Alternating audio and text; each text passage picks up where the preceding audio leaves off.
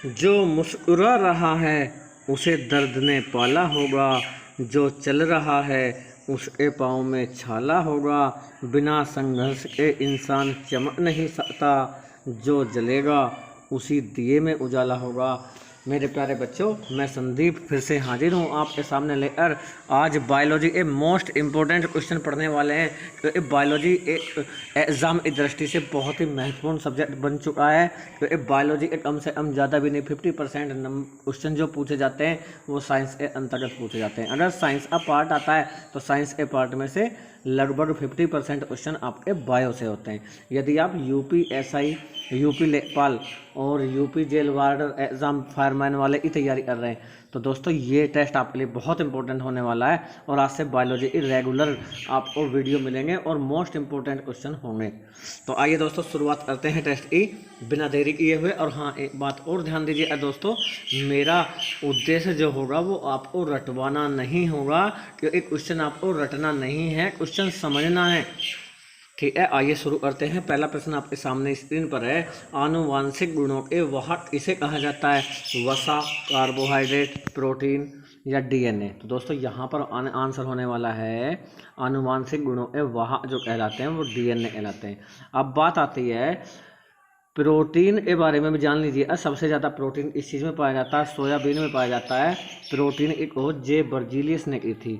सबसे ज़्यादा ऊर्जा किस चीज़ से प्राप्त होती है? तो याद रखिएगा, वसा और कार्बोहाइड्रेट दोनों ही ऊर्जा प्रदान करते हैं और सबसे ज़्यादा ऊर्जा कौन देता है? वसा। और वसा से कम ऊर्जा कौन देता है? कार्बोहाइड्रेट।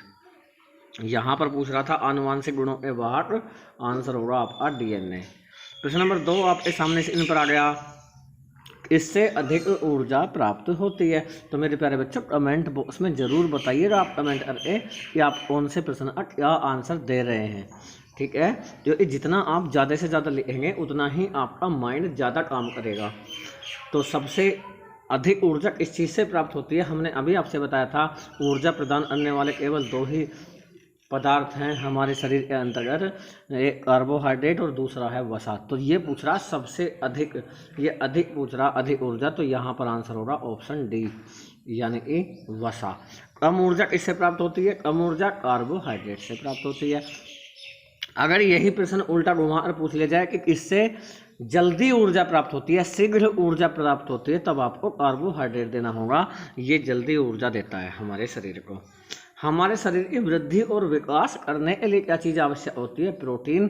और प्रोटीन की खोज किसने की थी? जे बर्जीलियस ने। याद रखना। विटामिन की खोज किसने की थी? फंक ने की थी। ये भी आपको याद रखना है। प्रश्न नंबर 3 आपके सामने आ चुका। प्रोटीन की सूक्ष्म इकाई क्या है? पेप्टाइड, पेप्टोन, अमीनो अम्ल या उपरोक्त में से कोई नहीं। 4 ऑप्शन आपके सामने हैं, चारों में से कौन सा भी सही होगा वो आप कमेंट करके जरूर बताइएगा। दोस्तों प्रश्न बहुत इंपॉर्टेंट लिए गए हैं। एक एक प्रश्न ये मान लीजिए बहुत मेहनत के साथ बनाए हुए प्रश्न हैं। तो याद रखिएगा, प्रोटीन की जो सबसे सूक्ष्म इकाई है वो है अमीनो अम्ल। और जब बहुत सारे अमीनो अम्ल मिल जाते हैं आपस में तब बनता है पेप्टोन। और जब बहुत सारे पेप्टोन मिल जाते हैं आपस में जब बनता है पेप्टाइड।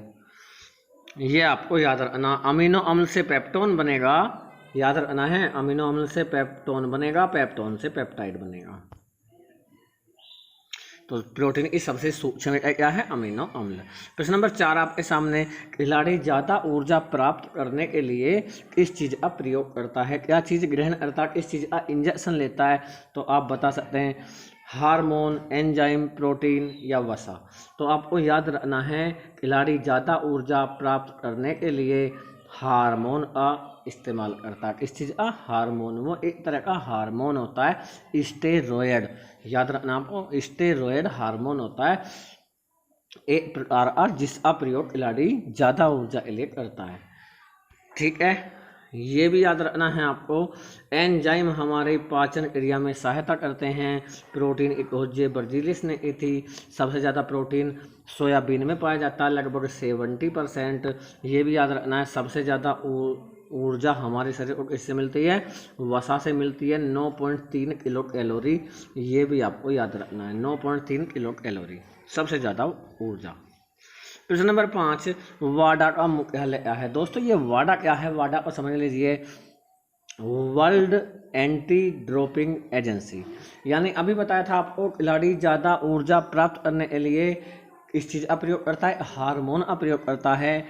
हार्मोन का नाम बताया था अभी, स्टेरॉयड हार्मोन, उसका इस्तेमाल करता है। और यदि खिलाड़ी के शरीर में, किसी खिलाड़ी के शरीर में जांच के दौरान स्टेरॉयड पाया जाता है तो वाडा नाम की एजेंसी उस खिलाड़ी पर बैन लगा देती है, उस खिलाड़ी को खोलने से रोकती है। ये वाडा, ये चीज़ है, आप समझ रहे होंगे। वाडा का मुख्यालय पूछ रहा कहाँ पर है, तो कनाडा में है। और कनाडा से भी प्रश्न बन जाता है, बहुत इंपॉर्टेंट प्रश्न बनता है। विश्व में सबसे ज़्यादा लंबी तटरेखा वाला देश कौन सा है? यानी जिस देश की सीमा समुद्र से ज़्यादा लगती हो वो देश कौन सा है, तो कनाडा ही है। और विश्व में कनाडा दूसरे नंबर पर है क्षेत्रफल के आधार पर, प्रथम रूस और दूसरा कनाडा, ये भी आपको याद रखना है। यूरेनियम के उत्पादन में प्रथम स्थान कनाडा का है विश्व में, ठीक है। मक्का उत्पादन में यूएसए का प्रथम स्थान है, ये भी याद रखना है। मक्का उत्पादन में यूएसए का प्रथम है, चीन का द्वितीय स्थान है मक्का उत्पादन में। और ब्राज़ील का कॉफ़ी उत्पादन में प्रथम स्थान है, कॉफ़ी या कहवा। वाडा के लिए पूछा था, आंसर होगा कनाडा। प्रश्न नंबर 6, शरीर की सूक्ष्म इकाई क्या है? ऊतक, कोशिका, पीयूष ग्रंथि या यकृत। तो दोस्तों याद रखिएगा आप, शरीर की सबसे सूक्ष्म इकाई है कोशिका। जब बहुत सारी कोशिकाएं एक साथ मिल जाती हैं तब बनता है ऊतक। जब बहुत सारे ऊतक मिल जाते हैं तब बनते हैं शरीर के अंग। और जब बहुत से अंग मिल जाते हैं तब बनता है शरीर, बॉडी। तो जानते होंगे शरीर की सबसे बड़ी ग्रंथि कौन सी है? तो याद रखिएगा शरीर की सबसे बड़ी ग्रंथि यकृत है, लीवर है। और याद रखिएगा अगर आ जाए शरीर की सबसे छोटी ग्रंथि कौन सी है तो आप क्या बताएंगे, ये कमेंट बॉक्स में आपको बताना है। शरीर की, हमारे शरीर की सबसे छोटी ग्रंथि कौन सी है? प्रश्न नंबर 7 आपके सामने, कार्बोहाइड्रेट बने होते हैं। कार्बोहाइड्रेट किस चीज़ के बने होते हैं? कार्बन, हाइड्रोजन, ऑक्सीजन या उपरोक्त तीनों। तो याद रखिएगा मेरे प्यारे बच्चों, कार्बोहाइड्रेट जो बने होते हैं कार्बन, हाइड्रोजन, ऑक्सीजन यानी CHO के बने होते हैं। उपरोक्त तीनों यहाँ पर सही होगा। आपको ये भी याद रखना है, हमारे शरीर में सबसे ज़्यादा पाया जाने वाला तत्व कौन सा है? हमारे शरीर में फर्स्ट नंबर पर ऑक्सीजन है और सेकंड नंबर पर आपका कार्बन है। हमारे शरीर में सबसे ज़्यादा पाया जाने वाला तत्व ऑक्सीजन और हमारे शरीर में दूसरा पाया जाने वाला तत्व कार्बन। याद रखिएगा ब्रह्मांड में सबसे ज़्यादा कौन सा तत्व पाया जाता है? तो आंसर होगा हाइड्रोजन। ब्रह्मांड में बताया जा रहा है, यहाँ पर देखिए कन्फ्यूज मत होना। ब्रह्मांड में सबसे ज़्यादा हाइड्रोजन पाया जाता है और वायुमंडल में सबसे ज़्यादा नाइट्रोजन पाया जाता है। याद रखना, वायुमंडल में नाइट्रोजन और ब्रह्मांड में हाइड्रोजन। कोशिका विभाजन में मुख्य भूमिका कौन निभाता है? कार्बन, हाइड्रोजन, ऑक्सीजन या नाइट्रोजन। कार्बन, हाइड्रोजन, ऑक्सीजन या नाइट्रोजन। याद रखना कोशिका विभाजन में मुख्य भूमिका नाइट्रोजन निभाता है। कौन? नाइट्रोजन। और वायुमंडल में भी सबसे ज़्यादा नाइट्रोजन ही पाया जाता है। हमारे शरीर में सबसे ज़्यादा ऑक्सीजन पाया जाता है, सेकंड नंबर पर हमारे शरीर में कार्बन पाया जाता है, ब्रह्मांड में सबसे ज़्यादा हाइड्रोजन पाया जाता है। और ये इन तीनों के मिले हुए कौन बने हुए होते हैं? कार्बन, हाइड्रोजन और ऑक्सीजन के क्या बने होते हैं? कार्बोहाइड्रेट्स। प्रश्न नंबर 9 आपके सामने, पौधे नाइट्रेट कहाँ से प्राप्त करते हैं? वायुमंडल से, जल से, मृदा से। याद रखिएगा पौधे वायुमंडल की नाइट्रोजन, और दरअसल में जो दलहनी पौधे होते हैं उनकी जड़ों में एक जीवाणु पाया जाता है राइजोबियम, जो वायुमंडल की नाइट्रोजन और नाइट्रेट में बदल देता है। वायुमंडल की नाइट्रोजन को नाइट्रेट में बदल देता है राइजोबियम नामक जीवाणु, ठीक है। तो अब ऐसा लग रहा होगा कि वायुमंडल से प्राप्त करते हैं, तो ये नहीं होगा, मृदा से होगा, मिट्टी से, क्योंकि वो जड़ों में पाया जाता है राइजोबियम नाम का जीवाणु। और जड़ें कहाँ पर होती है? मिट्टी के अंदर धसी हुई होती है, ये आपको याद रखना है, ठीक है। प्रश्न नंबर 10 आपके सामने है, कोशिका का सबसे छोटा भाग कौन सा होता है? देखिए कोशिका भी हमारे शरीर की सबसे छोटी इकाई कोशिका होती है, लेकिन कोशिका भी कई सारे अंगों से मिलकर बनी होती है। तो ये पूछ रहा कोशिका का सबसे छोटा अंग कौन सा है? तो याद रखिएगा आंसर होगा राइबोसोम। राइबोसोम कोशिका का सबसे छोटा अंग है और इस राइबोसोम को ही हम प्रोटीन की फैक्ट्री बोलते हैं। इस चीज़ की प्रोटीन की फैक्ट्री बोलते हैं राइबोसोम को।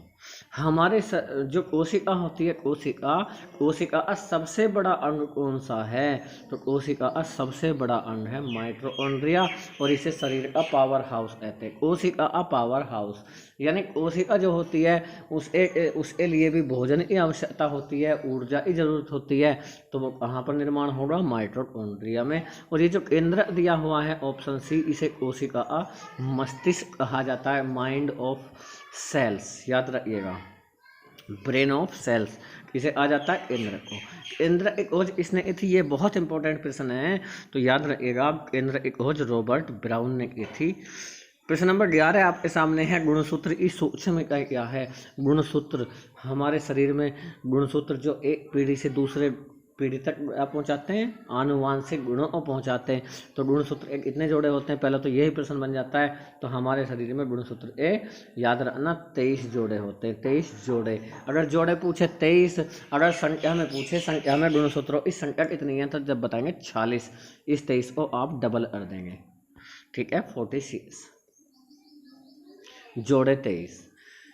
अब यहाँ पूछा था गुणसूत्र की सबसे सूक्ष्म इकाई क्या है? तो याद रखिएगा जीन, यानी जीन से बनता है डीएनए और डीएनए से बनता है गुणसूत्र। जीन से बनेगा डीएनए, डीएनए से बनेगा गुणसूत्र। और जीन की खोज सबसे पहले किसने की थी, ये आपको बताना है कमेंट बॉक्स में। प्रश्न नंबर 12 है, जीन शब्द का प्रयोग सबसे पहले किसने किया था? ग्रेगर जॉन मेंडल, जोहानसन, अरस्तु या कैरोलस लिनियस। 4 ऑप्शन आपके सामने हैं, चारों में से कौन सा सही होगा आप बताएं कमेंट करके। जीन शब्द का प्रयोग सबसे पहले किसने किया था? दोस्तों जीन शब्द का प्रयोग सबसे पहले जोहानसन ने किया था, ये आपको याद रखना है। और जीन की खोज किसने की थी? देखिए जीन शब्द का नाम किसने दिया, ये मान लीजिए एक तरह से जीन शब्द का नाम किसने दिया? जोहानसन ने। और जीन की खोज किसने की थी? तो ग्रेगर जॉन मेंडल ने, याद रखिएगा आप। कैरोलस लिनियस को द्विनाम पद्धति का जनक कहा जाता है, कैरोलस लिनियस को, ये भी याद रखिएगा। अरस्तु किस चीज़ के बताइए, अरस्तु की पुस्तक का नाम बताना है आपको, कमेंट बॉक्स में कमेंट करें। अरस्तु की फेमस पुस्तक कौन सी है? प्रश्न नंबर 13 आपके सामने आ गया, डीएनए में कौन सी शर्करा पाई जाती है? कौन सी जो है शर्करा पाई जाती है डीएनए में, ये आपको कमेंट बॉक्स में बताना है। तो आपके सामने ऑप्शन दिए हुए हैं दोस्तों, सुक्रोज, पेंटोज, फ्रक्टोज या ग्लूकोज। तो याद रखना है डीएनए में कौन सी शर्करा पाई जाती है? पेंटोज नामक शर्करा पाई जाती है। बहुत इंपॉर्टेंट प्रश्न है जो कई बार परीक्षा में पूछा गया है, ये पेंटोज याद रखना। सुक्रोज जो शर्करा पाई जाती है वो गन्ने में पाई जाती है, सुक्रोज। फ्रक्टोज फ्रूट्स में पाई जाती है, फलों में। और सबसे मीठी शर्करा होती है फ्रुक्टोज, फ्रक्टोज जो फ्रूट्स यानी फल में पाई जाती है, याद रखना आपको। और ग्लूकोज हमारे ब्लड में पाई जाने वाली शर्करा है, ब्लड यानी रक्त। प्रश्न नंबर 14 है, किस पोषक तत्व की हमारे शरीर को कम मात्रा में आवश्यकता होती है? कार्बोहाइड्रेट, वसा, प्रोटीन और जल। तो अभी आपसे बताया था थोड़ी देर पहले, कार्बोहाइड्रेट और वसा ये दोनों हमारे शरीर को ऊर्जा प्रदान करते हैं, तो इन दोनों की तो हमारे शरीर में ज़्यादा आवश्यकता होती है। प्रोटीन हमारे शरीर को वृद्धि एवं विकास में सहायता करता है, तो ये दोनों ऊर्जा देने वाले हो गए, ये शरीर को वृद्धि और विकास देने वाले हो गए, तो इनकी तो ज़्यादा मात्रा में आवश्यकता होती है। तो यहाँ पर होगा आंसर जल, ऑप्शन डी सही होगा, ठीक है। प्रश्न नंबर 15 है, इस पोषक तत्व की हमारे शरीर को अधिक मात्रा में आवश्यकता होती है? पहले पूछ रहा था कम मात्रा में, और इस बार पूछ रहा है अधिक मात्रा में। तो याद रखिएगा कार्बोहाइड्रेट ज़्यादा चाहिए हमारे शरीर को।